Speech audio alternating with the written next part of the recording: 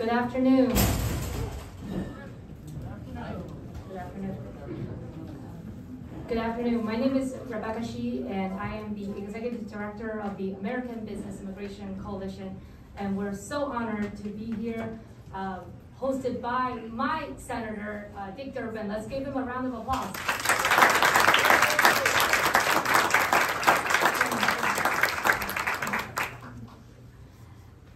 We're here today for the economic briefing on the tax contribution of spouses of U.S. citizens and long-term residents. Sorry. There you go. I thought I was in a timeout. There is a great report in your folders from forward.us, and you'll hear shortly from Dr. Phil Connors on the actual finding from this economic report. The American Business Immigration Coalition, we are a bipartisan group of 1,400 employers and CEOs from Florida to Nevada, Arizona to Pennsylvania, representing agriculture, manufacturers, hospitality to technology. You hear from several of our employers today. In the New York Times front page today, you may have seen a coverage of our Here to Work campaign urging President Biden to extend work permits to long-term residents and the spouses of U.S. citizens. We have 3 million open jobs, and this measure is economically crucial.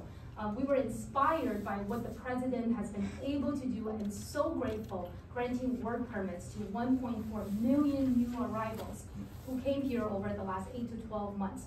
And we're asking the president to grant the same dignity of a legal work permit to people who have cleaned our hotels, picked crops, emptied bedpans, worked and paid taxes for decades, and 1.1 million are married to U.S. citizens. It is my pleasure to introduce Heather Gonzalez, the Vice President of American Families United.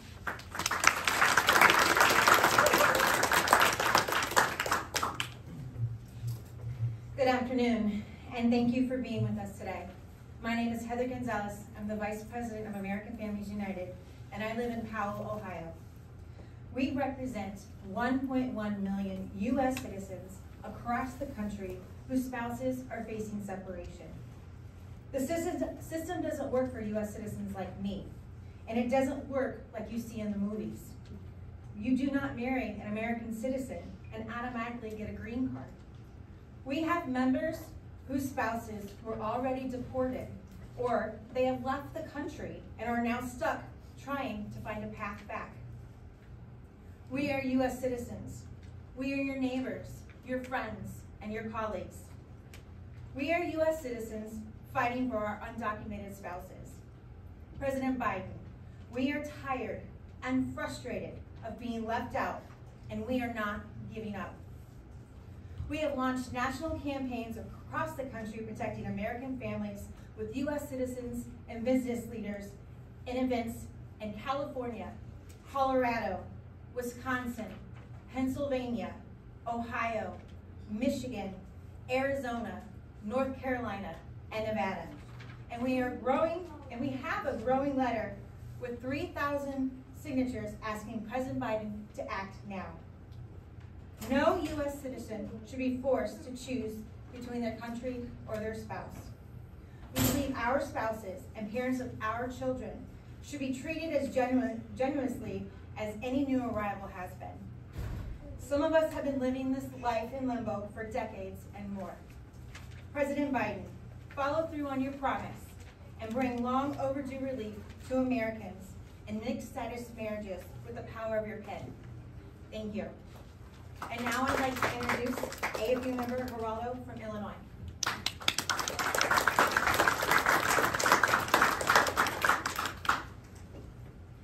Hi, I'm Gerardo Diaz, and first of all, I'd like to thank you, Senator Durbin, for all your hard work and for urging President Biden to give those work permits to some of our spouses.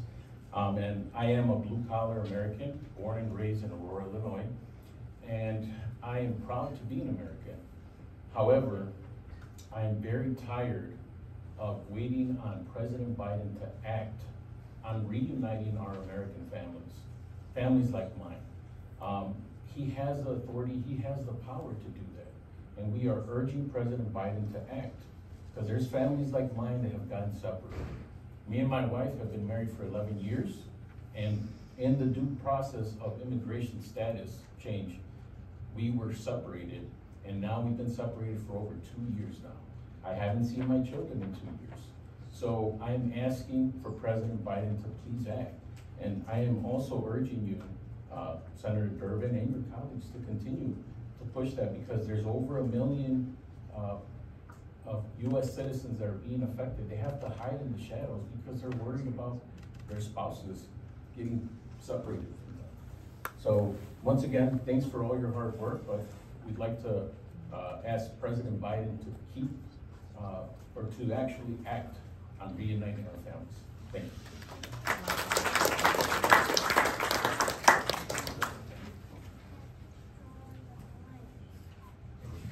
Oh, yeah. Hello. Senator, how are you? My senator is Sam Sanchez from West Cantina. So, thank you, Senator. Thank you very much. Thank you very much, everybody, for being here. And Senator, thank you for your effort and the guidance on getting this executive order done. So, my name is Sam Sanchez. I'm on the board of the National Restaurant Association, and I was the chair for the Illinois Restaurant Association for 2 years.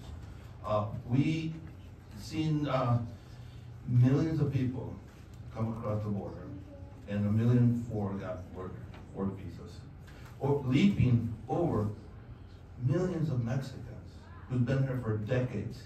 I have over 1,500 employees coming from Florida, California, and Illinois. I'm the founder of Circles Hospitality, Samco Enterprise, and the new company is Renewable Energy. Our employees and our undocumented pay over $17 billion a year without benefits. During the pandemic, through the good grace of the government and the unemployment, people were receiving $1,000 a week while they traveled to warm places and not return to work. The undocumented came to work like a fireman runs into a burning house without any consideration of their health. They wanted to go back to work and continue to pay the taxes. The one taxes that they got no benefits from. We are asking President Biden to please issue the executive order that we know he could do. He issued an executive order for work visas. He could issue an executive order for work visa. Mexicans are the largest community in the Latino community who have children that are at voting age, have grandchildren that are voting age. There is no coincidence that 6 of the tragic deaths that happened in Baltimore were undocumented and they were migrants. Because migrants built this country, are building this country, and will continue to build this country. I thank the senator for his hard work and the colleagues, the 17 colleagues that he put together. We are here, Senator, we need President Biden to issue an executive order for all long-term migrants, Mexican migrants that have been here for decades paying taxes. Thank you, Sam. Rushanda?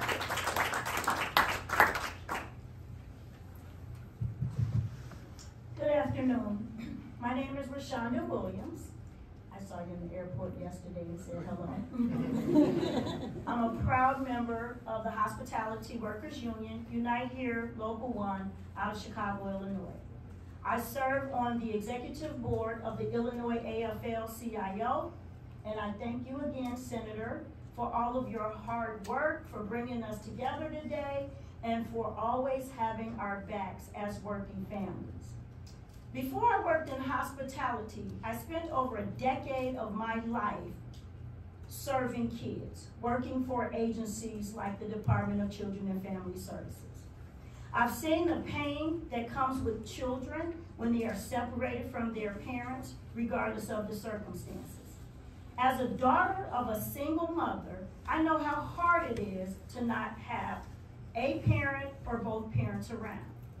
I'm an advocate with my union, and I will continue to be, for comprehensive immigration reform and for work permits for all, because I cannot imagine the fear of worrying about my children being separated from me. I can imagine the pain of losing them because of our broken immigration system. As a mother of 2 sons and a former caseworker for young people in the state's care, I have often wished that I had the magic wand to protect our young and to fix the system. Well, right now, we can create that magic. We can create that magic of keeping families together by expanding work permits for long-term undocumented people. We can ensure that immigrant families and children have the stability and protection they deserve. We have the wand at our reach. Let's make this happen. Thank you so much, Rashonda.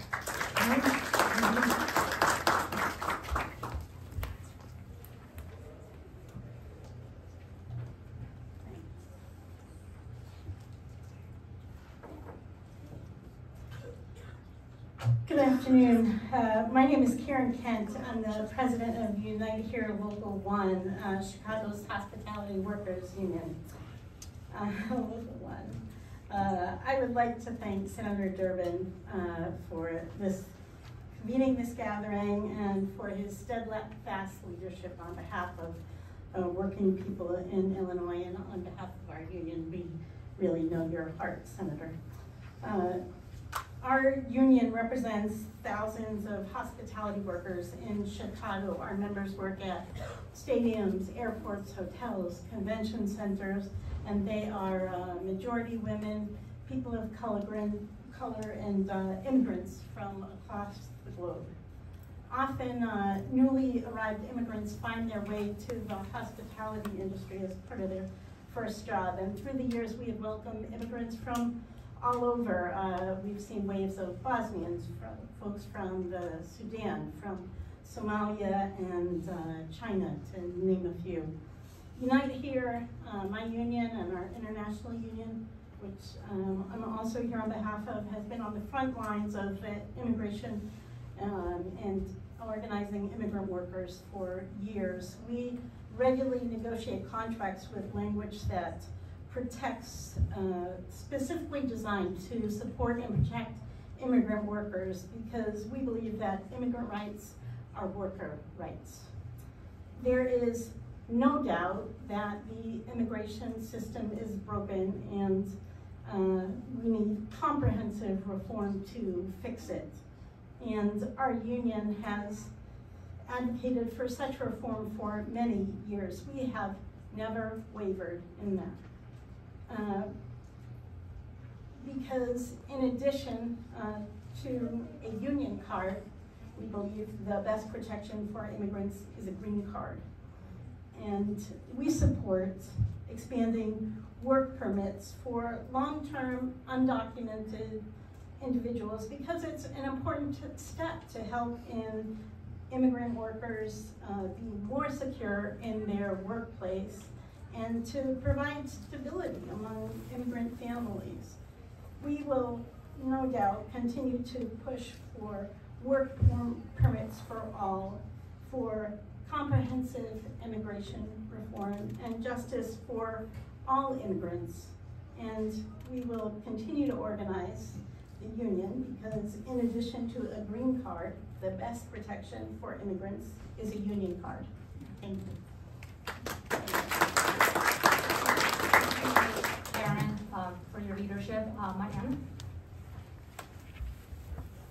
Hi, good afternoon. My name is Mariana Gutierrez, and I am a college student. I am also a member of Fuerza del Sol and with Pilsen Neighbors, and I am a dreamer.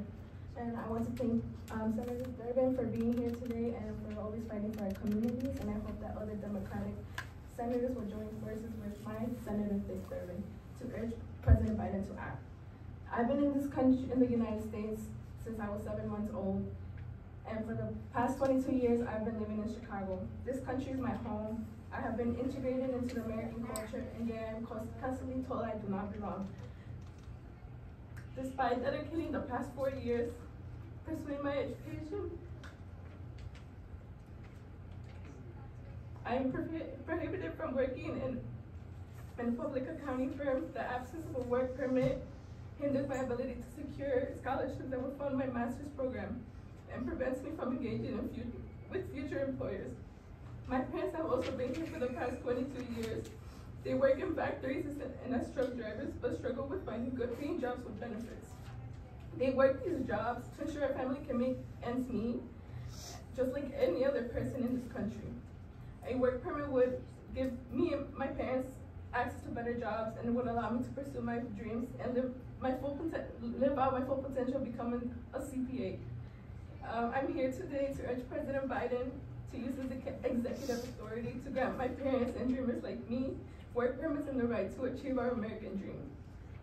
Now, I'm very proud to introduce my Senator, Dick Durbin from Illinois.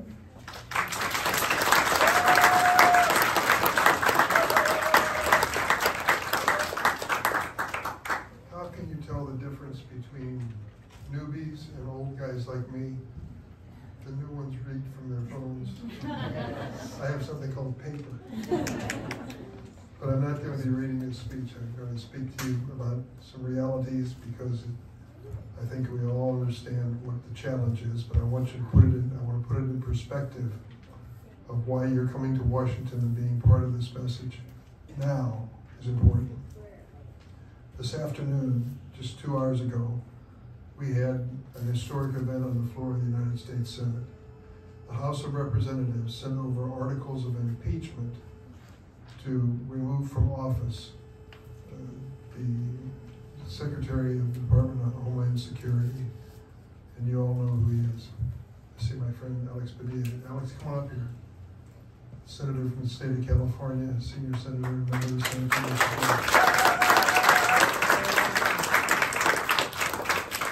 I just got started, so you haven't missed much of my speech. Have a seat. Alex is chair of the Immigration Subcommittee in the Senate Judiciary Committee, in a key position. He's going to back up what I just told you.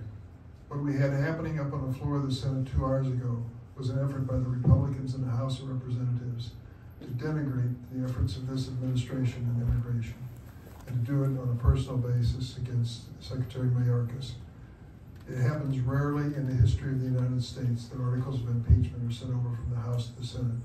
But it demonstrates, I hope, to each of you, the intensity of the feelings of those who are resisting any changes in our immigration law.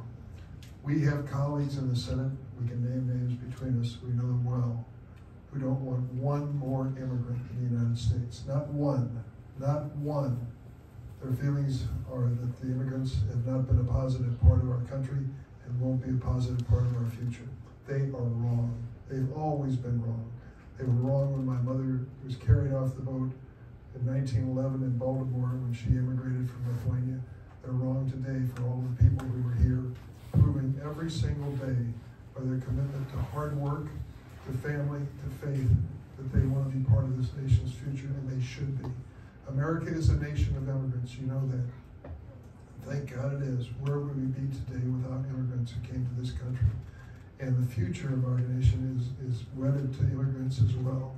We're at a point in our history where the so-called birth rate is not that big. We don't have new workers coming on board. We need new workers, desperately need new workers. And I will tell you, the ones that I meet who come to this country are ready to work.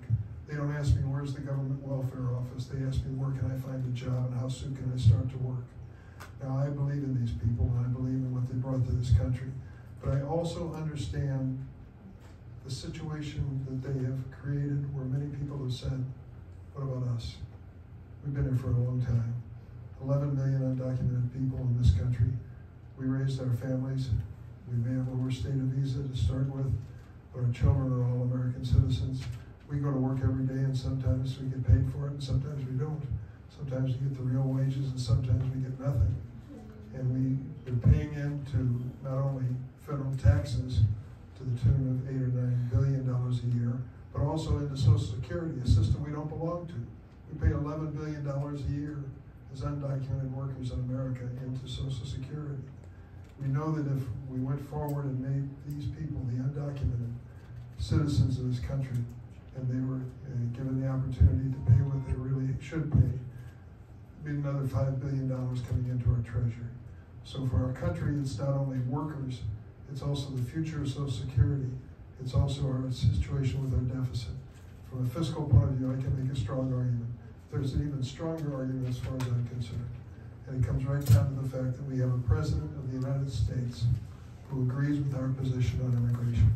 Make no mistake, of the two major candidates, only one agrees with our position on immigration. Don't be misled. I take a look back and I'll just recount the history for a moment. It was about 21 years ago, or 22 years ago, that I introduced the DREAM Act. And the DREAM Act was really an effort to say, we've got to be fair to young people like yourself. How old were you when you came here? Don't remember much of that, do you? No, 7 months old when she came to the United States. Her parents made the decision, she went along for the ride, and thank goodness she did. And thanks for making such a great life of your own and your investment of time. And I want you to be my CPA, okay? We're going to work hard to get that done. So I introduced the DREAM Act over 20 years ago. I passed it on the floor of the Senate 2 or 3 times, but I could never, ever get it passed in the House and the Senate in the same year.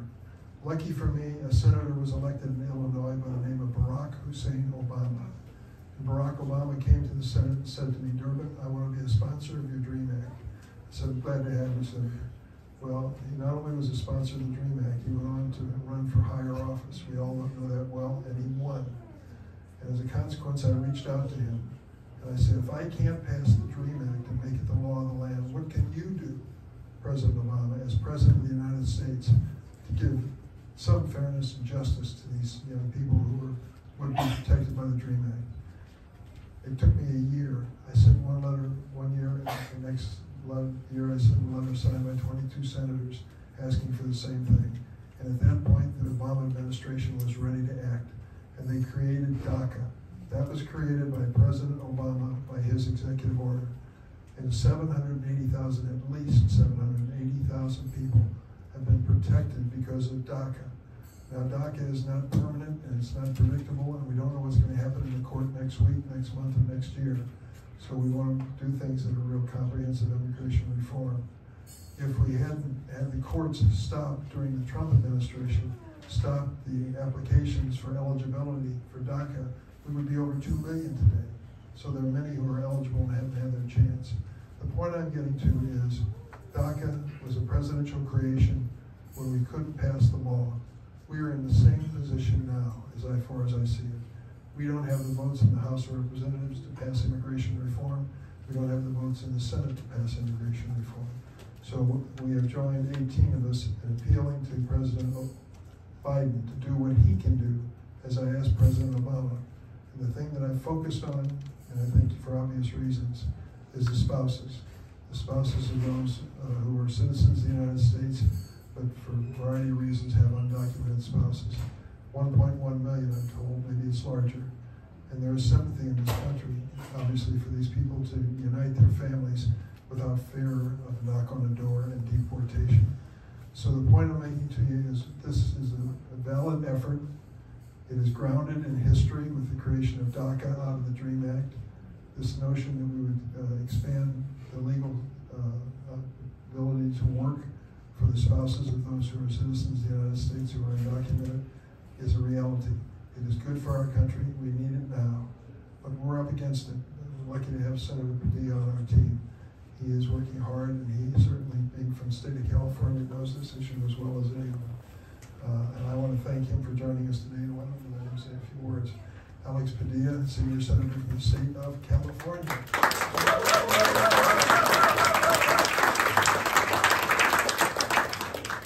Thank you, Senator Durbin. A round of applause for Senator Durbin's years and years and years of leadership.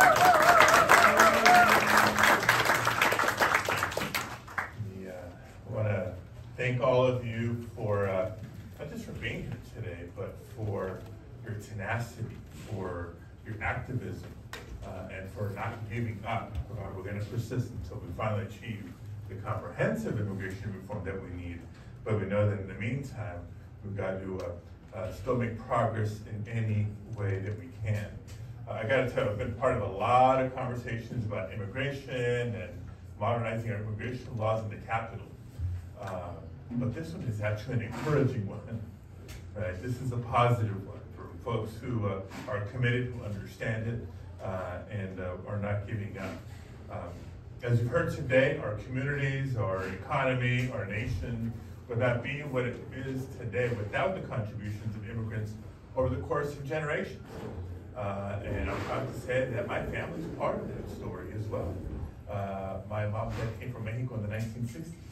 My mother from the state of Chihuahua, my father from the state of Jalisco. They met in Los Angeles, and as they keep pitching Hollywood screenwriters, they met, they fell in love, they decided to get married, and they applied for green cards in that order. And I thank the U.S. government every day for saying yes to those applications, because if you stop and think about it, if they would have been denied, my life story would be a lot different. My life story would be a lot different. I won't get into the details of the rest of my life journey, other than to say I was blessed to be raised in California, home to the most populous state in the nation. When I got here to the Senate, getting to know my colleagues from all across the country, it was a little eye-opening to me to see how they viewed California. On the one hand, they know that, well, it's the most populous state in the nation, the most diverse state in the nation, home to more immigrants than any state in the nation, both documented and undocumented. And then it sometimes felt like they were talking about a whole different place when they talk about California and the entertainment industry and the technology industry and, you know, the fifth largest economy in the world. And I got to remind everyone, like, you know, you're talking about the same state, right? This most diverse state, home to more immigrants than any state in the nation, is the largest economy of any state in the nation. And it's not despite immigrants, it's because of the contributions of immigrants. Immigrants are tremendous entrepreneurs. We've seen that in Little Village and a whole lot of other places. We're also tremendous workers. And we're huge consumers, right? So we contribute to the economy, we contribute to the vibrancy of our nation in so many ways when it comes to business. We serve in the military, protecting our nation. Immigrants protect our health, you know, working in hospitals and clinics, you know, and not just in admin jobs or cleanup jobs, nurses, doctors. Immigrants keep the agricultural sector moving, of course, putting food on the tables across the country. Innovators and scientists. How many startups are immigrants or children of immigrants? Collectively, undocumented immigrants alone pay billions of dollars into state and federal coffers each and every year. And Senator Durbin already talked about the health of our social security system depends on the contributions of immigrants. So it is no exaggeration to say that without immigrants, our economy would collapse. And yet too often, the debate, the discussion about modernizing immigration laws in here in Congress doesn't reflect that. Too often, some of the most vital communities within the immigrant community are left out. Case in point, the border security package that was negotiated over the last several months that the Republicans ended up walking away from, but even that would not have helped a single dreamer, would not have protected a single farm worker, not a single essential, undocumented essential worker. Essential workers, people who worked in fields recognized by the Trump administration's Department of Homeland Security as essential to the safety of our country and our economy. Not one of them would have benefited from that. And I think that's unacceptable. It's got to be clear that when we make progress, we not leave undocumented immigrants who have earned better behind. Because every successful negotiation just tells us that, well, at some point we're going to get back to this. We're going to have to keep trying and trying and trying until we finally make it happen. So when we resume negotiations, we know that there's a lot of pieces to this, from border security and the asylum system and talking about root causes, but we have to make sure we include relief to millions of long-term residents of the United States who happen to be undocumented, but have earned and deserve better than the treatment that we're giving them right now. Especially people who are married to United States citizens or parents of them, people who have been here living, working, paying taxes in the United States, who are the cornerstone of their families and their communities in many cases. Providing stability and certainty to them is not just the right thing to do, it is in our national interest and in our economic interest. So, just a comment on today's report that shows that by extending work permits to the spouses of U.S. citizens, we would add $16 billion more in tax revenue. That's a great idea. Whether it's reducing the deficit or investing more in healthcare, infrastructure, education, environmental protection, or whatever else, that's significant money. We need to do more to provide stability and dignity for those who have earned it. And yes, I join Senator Durbin in calling on the Biden administration to use the authority that they have to do this and more.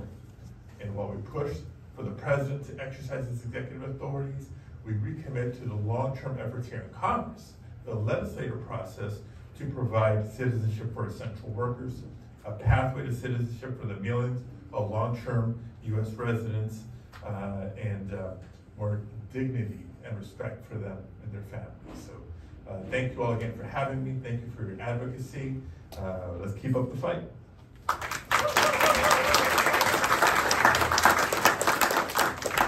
Thank you so much, Senator Padilla and Senator Durbin, for your leadership. Just to share a quick testimony from Allison Batista, a U.S. citizen who's directly impacted from Pennsylvania.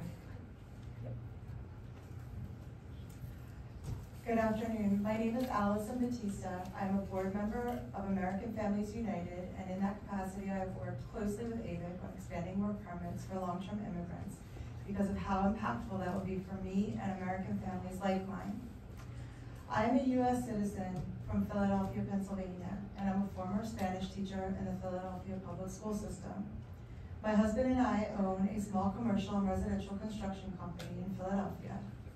He is a Brazilian national who cannot successfully gain a path to legal status despite our 20-year marriage. Initially, I believed our marriage would be an easy fix to the problems he faced. But every legal opinion we've gotten since 2003 has come down to two options. We can either leave the US for 10 years or stay here in the shadows and cross our fingers that the law is going to change. I'm 52 years old, and after 20 years of marriage, I am still telling my family's story. I am one of 1.1 million US citizens with undocumented spouses, and we are increasingly exhausted by the empty promises of this administration. Year after year, we continue to live in trauma and fear of separation, especially if an unfriendly administration takes over again. We see over 1 million new migrants who just arrived in the last 8 months, gained work permits and family reunification through parole, while our American families waited 20 years working, paying taxes, and creating jobs like my husband and I. We are stuck, left out, and feel disrespected. We have 3 children. When I started fighting for my family and families like mine, my kids were in strollers. Now, they're adults wanting to start their lives as contributing US citizens, but their father's status remains an obstacle to their goals. I deserve to enter the next phase of my life peacefully without this constant fear of familial devastation by separation or exile looming over our family. If this warrants another 20 years of advocacy for me, I will be 72 years old, and I fear resolution may come too late for my family. Please, President Biden, use your authority to fix this. Grant relief to the spouses of US citizens. Thank you for this opportunity.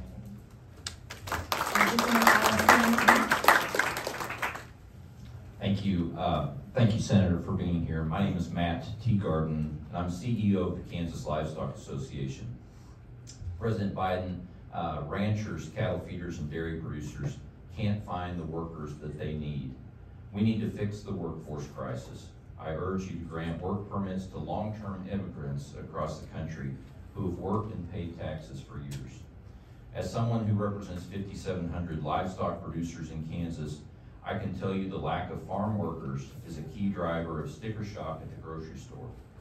Many ag-related jobs in our state are unfilled. When farmers and ranchers don't have workers to help care for their livestock or harvest their crops, we produce less and prices go up. However, this issue isn't just about food costs and inflation.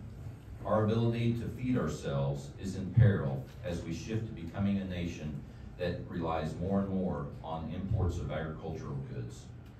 This should be unacceptable. America must be able to feed itself. Food security is national security. A nation that cannot feed itself is not secure.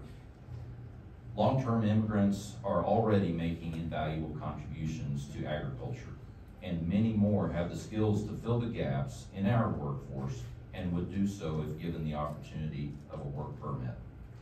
American farmers and ranchers produce the safest, most abundant food supply in the world. But unless we fix the labor crisis, we will see more crops rotting in the field, livestock operations unable to grow, and more of our food production moving overseas. Farmers and ranchers need workers now. I urge President Biden to use your administrative authority to grant work permits to long-term immigrants. Thank you. Thank you so much, Matt.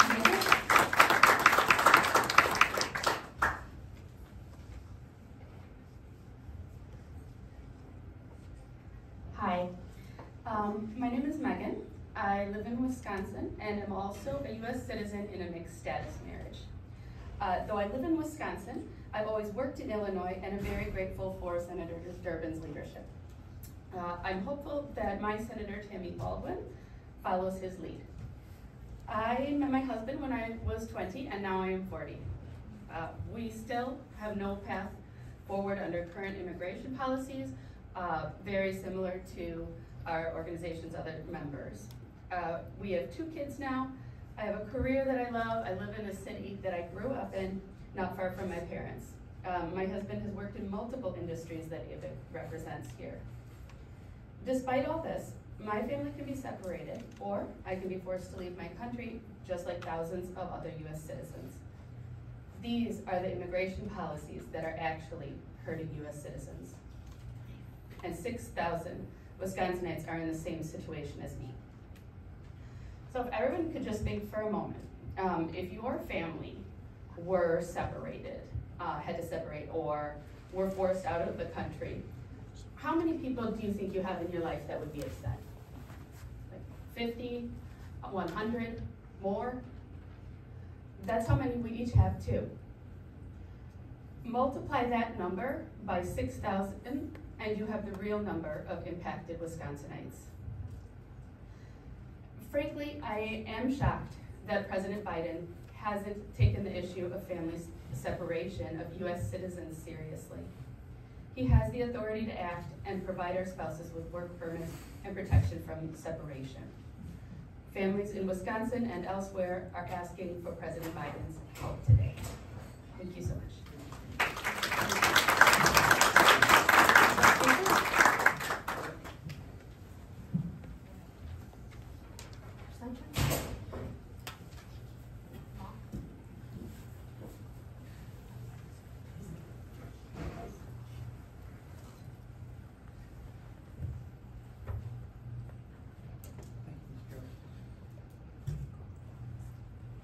Hi, my name is Jason Rochester. This is my son, Ashton. This is my mom, Diane. This is my wife, who is in Mexico at the moment. This is Sunshine from Teamsters, and they're a big supporter of mine. It's been a blessing to have them on my side. We're from Atlanta, Georgia. My wife has been in Mexico for 6.5 years.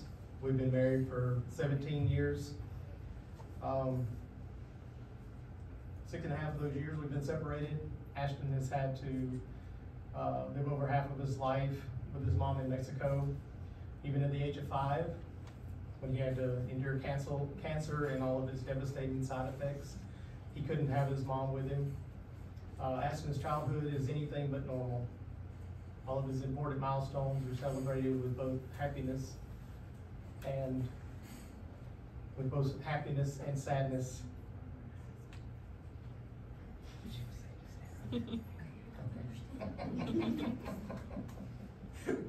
Because to see can only be present through a computer screen. which you can see right here. I'm here today as a member of American Families United. We represent 1.1 million U.S. citizens in similar situations.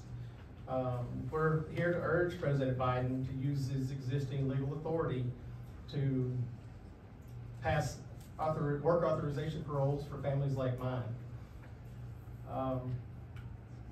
so that our families can have relief from being separated or living in fear of being separated. It would allow families like mine to be reunited. It would allow Ashton to enjoy a normal childhood with both parents while we continue to fight for a more permanent solution. We've seen President Biden grant parole and family reunification to hundreds of thousands of new migrants from Venezuela and Cuba over the last year. AFU has a political report showing many of us live in swing states where our numbers are greater than the vote difference between the winner and loser of the 2020 elections. We're asking President Biden, when is it going to be our turn? We waited for 10, 15, 20 years. When will you treat American families with the same dignity and respect as new migrants? I'm asking you to give mixed status families the same opportunities that you gave to others under the CHMD parole program and the family reunification parole process. After all, we are American citizens, and we're willing to sponsor and support our spouses. In fact, I personally have paid many thousands of dollars into the Mexican economy, paying for my wife's home in Mexico, her travel, her food, and all that money could be coming to our country. And had Cecilia been here into this country, she would have been working, she would have been contributing to our economy and not Mexico's economy. So this would have, I got lost, sorry. This would help our economy and generate millions in tax revenue. Thank you.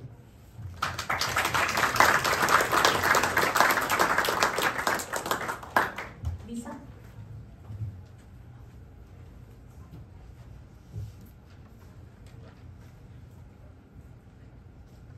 Hi, my name is Lisa Winton. I'm the CEO of Winton Machine Company in Suwanee, Georgia.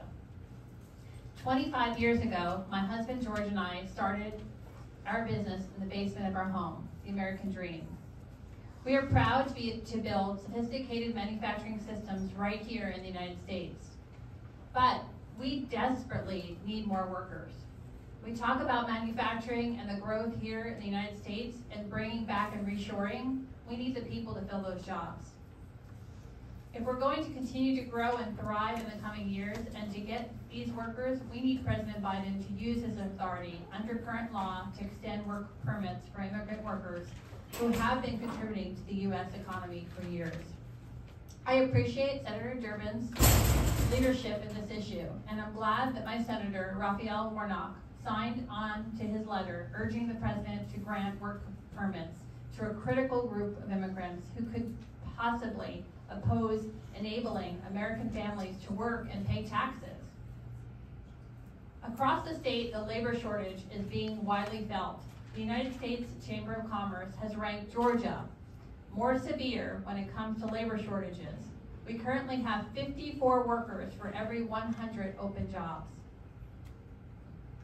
I have had an ad running for a machinist. It's taken me 6 months to fill that position. I work with the technical colleges, we have apprenticeship programs, we have internship programs, but we don't have enough workers to fill these positions. As hard as we've been working to recruit young people to attend technical schools and choose careers in manufacturing, we cannot keep up with our labor needs, and it is only getting worse as baby boomers retire. I do not know how we would have done it without the incredible foreign workers we have had over the years.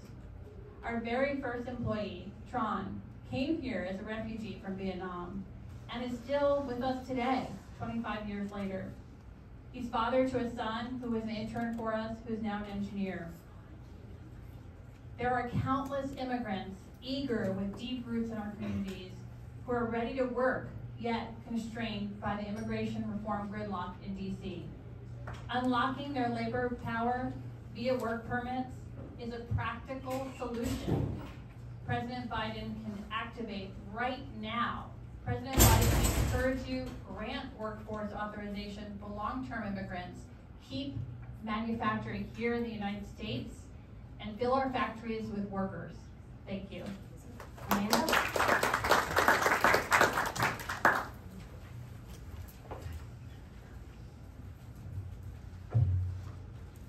Thank you, Senator, for being here today.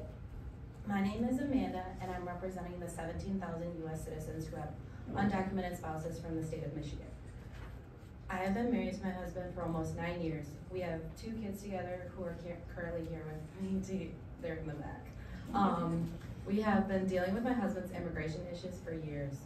We tried doing things the so-called right way, but it was not successful for us due to inadmissible bars.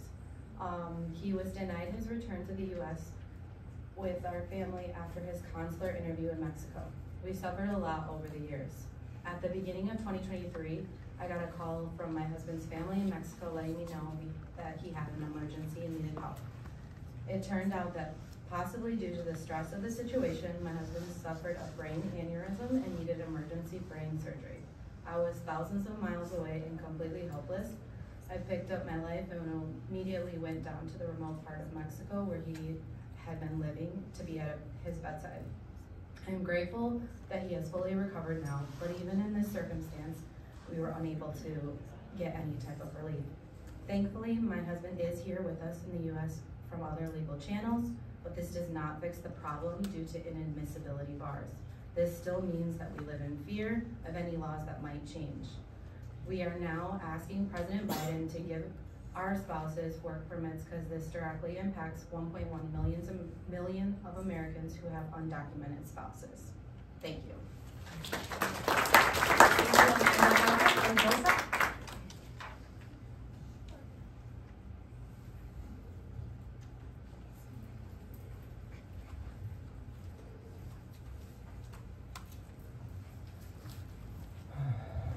Thank you, Senator. Thank you, Senator Padilla and Senator Grijalva for sending his staff today. Our prayers are with you. My name is Everett Sanchez from Phoenix, Arizona. I'm a proud U.S. citizen. I love this country, as many others. I believe in the opportunities and freedom it can provide to good people. As an Arizonan, I'm one of 32,000 Arizona families pleading with President Biden to grant work permits to our immigrant spouses. I am married to an amazing woman named Rosa Elena. She's a DACA recipient. Rosa owns and operates a small family carpentry business in Arizona, where she works hard to provide not just for her family, but also for her parents, employees, and our community. She's a wonderful mother and a pillar of strength for her 5 daughters. Our family is one of so many who embody the American dream. Our 13-year-old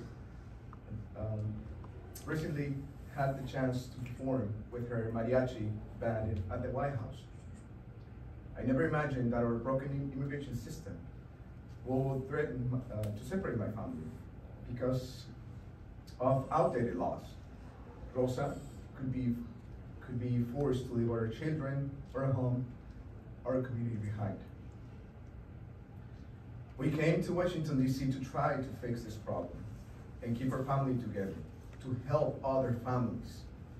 Spouses of U.S. citizens like my wife should not be separated from their families.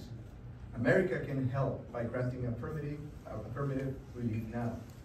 There are 32,000 Arizona families, once again, in my situation.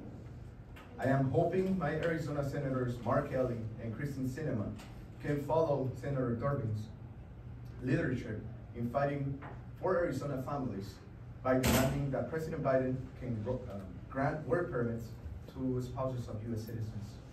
As today, my family is not broken yet, but it might be at any second. The problem is not knowing when it might happen. Living like that, living like as a U.S. citizen, that's not the American way. No American should feel this fear, the one that I'm feeling right now, that you felt. Let's protect American families today. Thank you.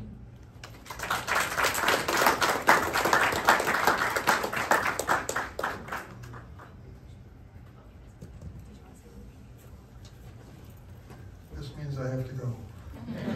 But my staff will stay. Thank you for being here. Rebecca, thank you for your leadership in this coalition. Don't give up. Don't give up. Don't give up. We're going to continue the fight, and we're going to win. Thank you.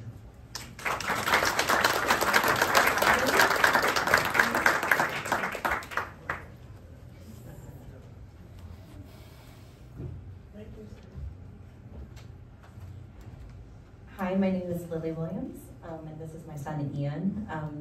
We're both United States citizens from Pennsylvania.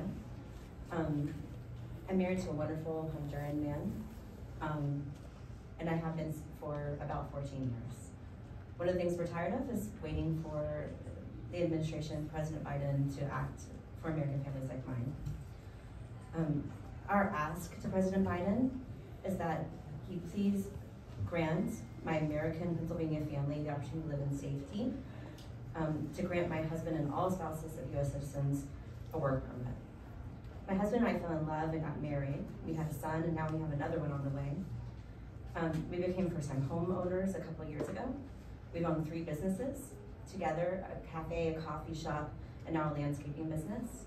We have been job creators, we've been employers, but my husband still can't be an employee for his own businesses. We need the government to take action that are in their control to allow us to grow our family, our businesses, and lives securely without worrying about what tomorrow will bring. We had one close encounter, May 11th, 2017. I had to ask my husband over the phone, do you want to risk staying in immigration detention for months in order to fight for our lives here, or do you want to give up and sign the documents to leave and we'll make a new life in Honduras? My husband had been detained by 2 immigration enforcement officers who were waiting outside of our home early one morning while he was on his way to work. He had called me from the Philadelphia ICE office after terrible hours of not knowing where he was and talking to lawyers and trying to figure out what to do and just waiting, which is the worst. In our case, we chose to fight. We chose to fight and were successfully able to get significant movement. He had missed a court date when he was a teenager, and that was forgiven. And we seem to be in a path forward to living a safe, secure, and normal life in the United States. But immigration cases are long and tricky, which is kind of how this is for him because he doesn't understand the impact, so sorry about that. Even after we thought everything was finally set right, and my husband would finally have a legal residency here, the COVID pandemic happened and shut down travel to my husband's country. It shut down the United States, it shut down the United States Embassy, and it canceled our visa appointment. Because we could not leave the country and we could not go to the visa appointment in the allotted time that we had been given, my husband is once again out of status and by no fault of our own. We had to file yet another immigration application for forgiveness for not going out of the country to the visa appointment that had been canceled. We're still waiting for that response 4 years later and have no indication that anything has happened. A lot happens in the time we were stuck in immigration limbo. We started my husband's immigration case when we were married in 2014. An entire decade has passed since we started the immigration process. Maybe one day there will finally be an answer and resolution to my husband's case. But while we wait for that day to come, I ask that you please provide relief so that my family and others like ours can have security in the United States. Thank you. Thank you so much, Lily. I think people have heard reference to this great economic report Senator Padilla and Durbin have cited. I'm happy to welcome Dr. Phil Connor, the Senior Demographer of Forward.us, to present the findings from his report.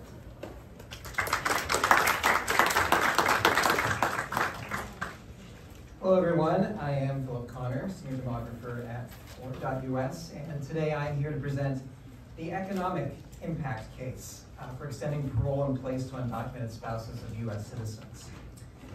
As a reminder, while the Biden administration has made significant progress leveraging existing legal avenues for new arrivals, there is much more that can and must be done to provide protections, relief, and opportunity to individuals who have lived in U.S. communities for many years, if not decades, such as undocumented spouses of U.S. citizens. President Biden should expand eligibility for parole in place to spouses of U.S. citizens, both for the significant benefits that parole would afford them and their families, but also our economy. So I'm a demographer. I like to count people. And according to Forward.us estimates, some 1.1 million undocumented people are married to a U.S. citizen. And an estimated 2.5 million U.S. citizens live in these mixed status families when you count spouses, children, and other family members that may live with them. And on average, these undocumented spouses have lived in the U.S. for 16 years, that's on average, and on average are 41 years old, and have been married to their U.S. citizen spouses for many, many years.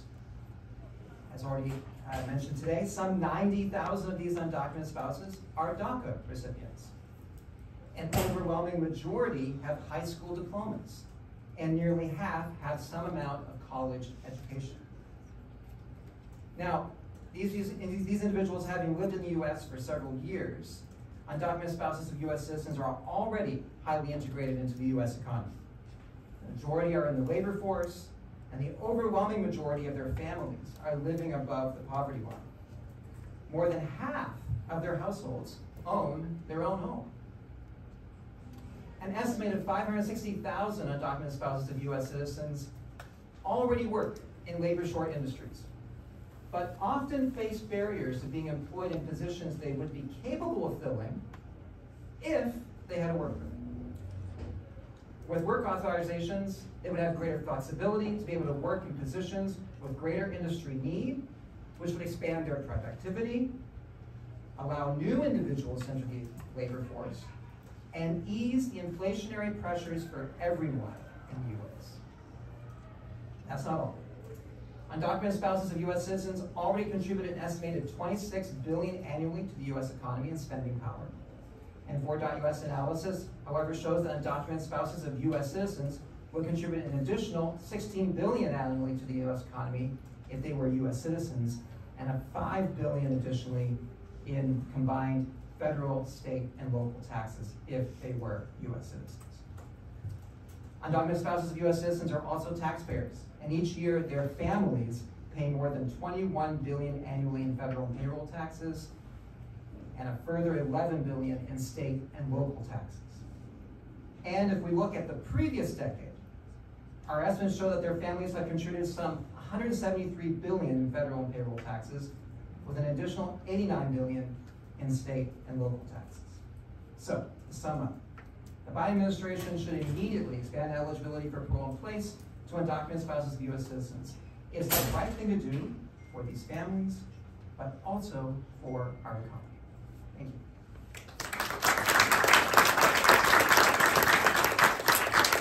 Thank you so much, Dr. Phil. I am pleased to introduce from North Carolina, Jimmy Rivera and her daughters. And we just have a couple more speakers left.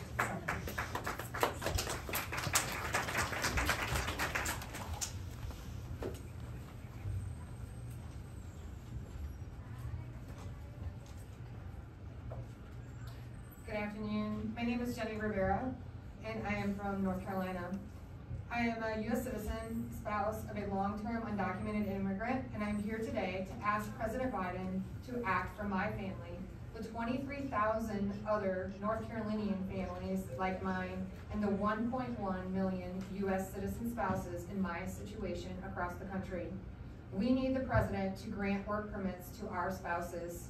We are sick of waiting when we have worked and paid taxes for so many years. I am also here today to tell you about my family. My two daughters here are amazing. They are our future. They are the future voters of this country.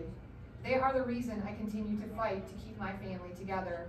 They would not be the people they are today if it was not for my amazing husband. He is my balance. He is the fun person who gives them the experiences. I am the mother that keeps the family organized. It takes both of us. We contemplated him leaving the country to start living out his bars, but we could not think of a time when our children did not need both of us. Why should my children have to suffer? Why should I have to choose between my country and my family? Here is my daughter Mackenzie to tell you her story. I'm here today to talk about my dad. He's the silly little man who acts like a big kid all the time. He loves soccer and finding ways to annoy me and my little sister. Since the beginning, he has been my guardian and supported me through all the transitions I have gone through. He has coached me through life and through soccer and has taught me how to become the person I am today.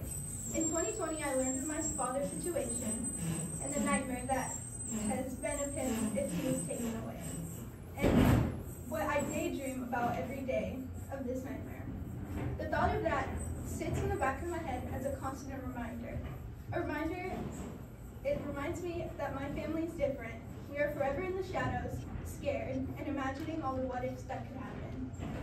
Today, we are asking President Biden to grant my father and others like him work permit and parole so we can stop worrying about him and having to leave the country and splitting up my family.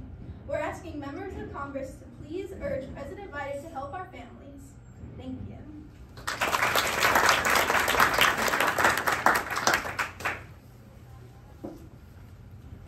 Thank you so much, Jenny. And Manolo?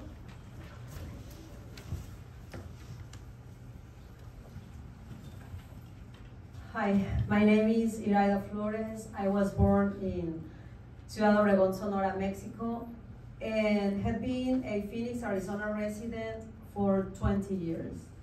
I own a very successful wholesale and retail seafood business, importing the fresh seafood from Guaymas, Sonora, in Sonora, Mexico, with locations across Arizona. I have created many jobs right here in this country. I am living, breathing example of the American dream. But along the way, I had to face many struggles in my pursuit of a green card, which I'm proud to share I received it last year. Am I using this or no? I am just one example of the potential immigrants here for our communities and economy. But there are many more stories like mine. That's why I'm here. President Biden should be granting work permits to immigrants when he doesn't act.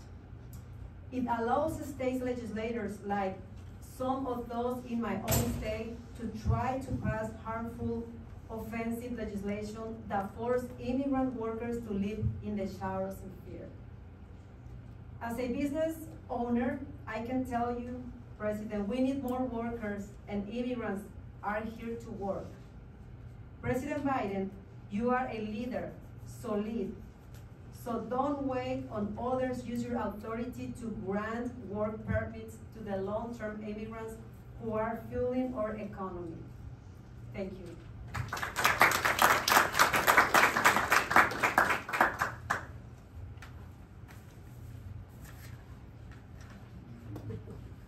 I used to be paper.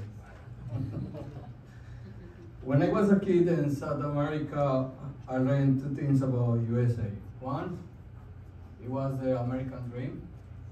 And two, this is the land of opportunity. 24 years ago, I had to leave my country because we were in a war country, because I was in a war country. I came here with 2 pairs of shoes, 2 pants, $900 in my pocket, and I didn't speak the English. So you can say, you are the oldest guy in the world. I said, yes. Now, I'm the CEO and owner of Manolo Bakery, 3 more businesses. I employ 70 people, and I have millions of dollars in sales. So I can say I found the American opportunity, and I am the American dream. I also can say I'm an immigrant, and a father, and a proud American citizen. And as an American citizen, I want to ask the President to please grant work permits to long-term immigrants who have been here for years and even decades. Immigrants built this nation, and immigrants still do it. As a small business owner and American citizen, I need more people to work, and I don't have enough people. The dreams of immigrants built this nation, and immigrants are still dreaming look around, and they are working because identity, change, and the history from making.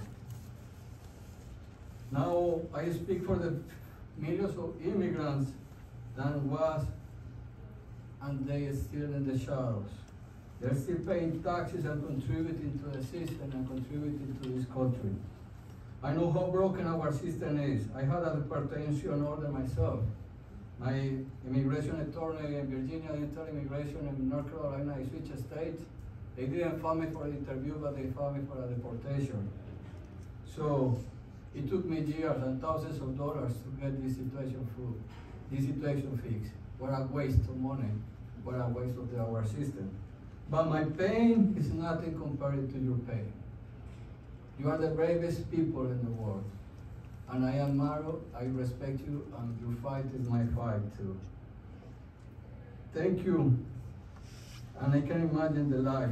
I asked the president to fix the situation soon.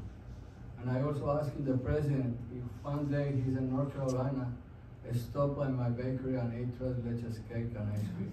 Thank you so much.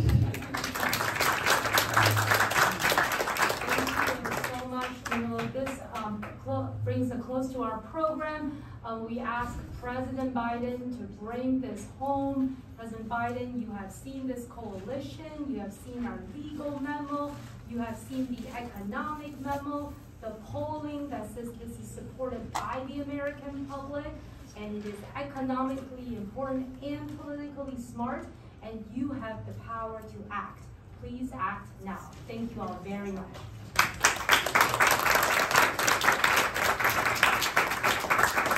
We have some coffee and refreshments in the back.